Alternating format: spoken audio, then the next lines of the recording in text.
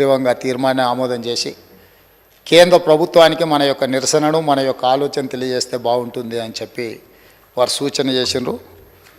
తప్పకుండా కొన్ని అంశాలను ప్రస్తావించిన తర్వాత తమరి అనుమతితో ఆ తీర్మానాన్ని కూడా ప్రవేశపెట్టడానికి నాకు అనుమతి ఇవ్వాల్సిందిగా కోరుకుంటూ, అధ్యక్ష, భారతదేశం 15 ఆగస్టు 1947 కంటే ముందు చాలా సంస్థానాలు దాదాపుగా 565 సంస్థానాల రూపంలో అదేవిధంగా బ్రిటిష్ పాలనలో మగ్గిపోతూ ఉన్నది. ఆ సందర్భంలో హైదరాబాద్ సంస్థానం ఈనాడు కొంత ప్రాంతం మహారాష్ట్రలో, మిగిలిన ప్రాంతం కర్ణాటకలో, ఇప్పుడున్న తెలంగాణ రాష్ట్రం. ఆనాడు ఈ సంస్థానం కూడా స్వేచ్ఛ కోసం, స్వతంత్రం కోసం సాయుధ రైతాంగ పోరాటాన్ని చేస్తూ ఈ ప్రాంతం కూడా పోరాటంలో చాలామంది అమరులై మనం స్వతంత్రాన్ని సాధించుకున్నాం. సెప్టెంబర్ 17, 1948లో మనకు స్వతంత్రం వచ్చి ఈ ప్రాంతం కూడా హైదరాబాద్ సంస్థానం కూడా భారతదేశంలో విలీనమైంది. ఈ విలీనమైన భారతదేశం, ఈ సంస్థానాలు కావచ్చు, వివిధ రకాల జాతులు, భిన్న మతాలు, బహుభాష, ఎన్నో సంస్కృతులు ఉన్న ఈ దేశం అఖండ భారత్గా ఒక ప్రజాస్వామ్య స్ఫూర్తి దేశంగా ప్రపంచానికి ఆదర్శంగా నిలబడాలి అని చెప్పి ఆనాడు పండిత్ జవహర్లాల్ నెహ్రూ మొట్టమొదటి ప్రధానమంత్రి ఈ దేశానికి ఒక మంచి రాజ్యాంగాన్ని ఇవ్వాలి, ఈ రాజ్యాంగం ప్రపంచానికి ఆదర్శంగా ఉండాలి, ప్రతి వాడి యొక్క హక్కును, అవకాశాలను కాపాడాలి అని చెప్పి భారత రాజ్యాంగాన్ని దేశానికి ప్రసాదించడం జరిగింది. డాక్టర్ బాబాసాహెబ్ అంబేద్కర్ గారి నేతృత్వంలో మేధావులు అందరూ కలిసి కూలంకషంగా చర్చించి ఈ దేశానికి ఒక గొప్ప గ్రంథం మన రాజ్యాంగాన్ని మనకిచ్చారు. ఆ రాజ్యాంగం యొక్క స్ఫూర్తి మీకు అందరికీ తెలుసు అధ్యక్ష, మనకందరికీ తెలుసు, సభలో ఉన్న సభ్యులకు, 140 కోట్ల ప్రజలకు కూడా ఆ స్ఫూర్తి మనకు తెలుసు.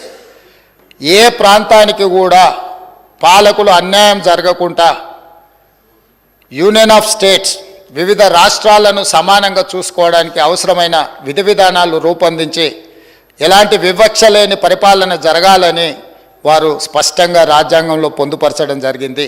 ఆ రాజ్యాంగ స్ఫూర్తితోనే కాంగ్రెస్ పార్టీ కొన్ని దశాబ్దాలు ఈ దేశంలో పరిపాలనను ప్రజలకు అందించి బాక్రానంగల్ డ్యామ్ నుంచి మొదలు పెడితే నాగార్జున సాగర్ వరకు, హరిత విప్లవం నుంచి మొదలు పెడితే మీకు గ్రీన్ అంటే ప్రతిదీ సాగునీటి ప్రాజెక్టుల నుంచి మొదలు పెడితే అణు బాంబు తయారీ వరకు అన్ని రకాల కార్యక్రమాలను ముందుకు తీసుకెళ్తూ ఎడ్యుకేషన్ నుంచి ఇరిగేషన్ వరకు, హెల్త్ నుంచి ఎంప్లాయ్మెంట్ వరకు సమానమైన అవకాశాలు ఈ దేశంలో ఉండే యువతకు ఇవ్వాలన్న ఆలోచనతోని ఒక మంచి పరిపాలనకు పండిత్ జవహర్లాల్ నెహ్రూ గారు పునాదులు వేసిండ్రు.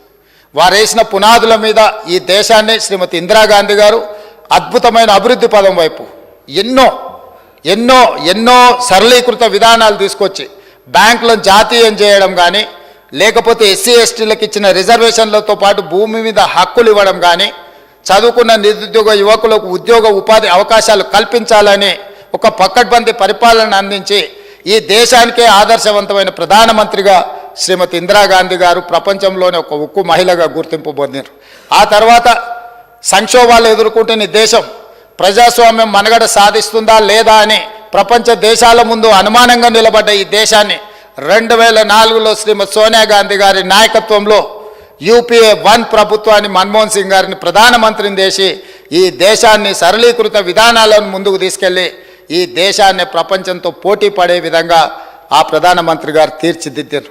10 సంవత్సరాలు మన్మోహన్ సింగ్ గారి నాయకత్వంలో, సోనియా గాంధీ గారి నేతృత్వంలో అన్ని రాష్ట్రాలకు అవకాశాలు కల్పిస్తూ, అన్ని ప్రాంతాలకు సమానమైన నిధులు కేటాయిస్తూ, వివిధ రాష్ట్రాలు అభివృద్ధి కోసం పెట్టుకుంటున్న విజ్ఞప్తులను అనుమతులు ఇస్తూ ఈ దేశంలో ప్రజాస్వామ్యం వేళ్ళునుకునే విధంగా ఈ దేశం అభివృద్ధి చెందిన దేశంగా ముందుకు తీసుకెళ్లడానికి ప్రయత్నం చేసిండ్రు అధ్యక్ష. ఆ స్ఫూర్తితో ఈ దేశంలో ఈ దేశమే ప్రపంచానికి ఆదర్శంగా నిలబడుతున్న సందర్భంలో 2014లో భారతీయ జనతా పార్టీ నరేంద్ర మోడీ గారు ఈ దేశానికి ప్రధానమంత్రి అయినారు. ఈ 2004 నుంచి 2014 మధ్యలో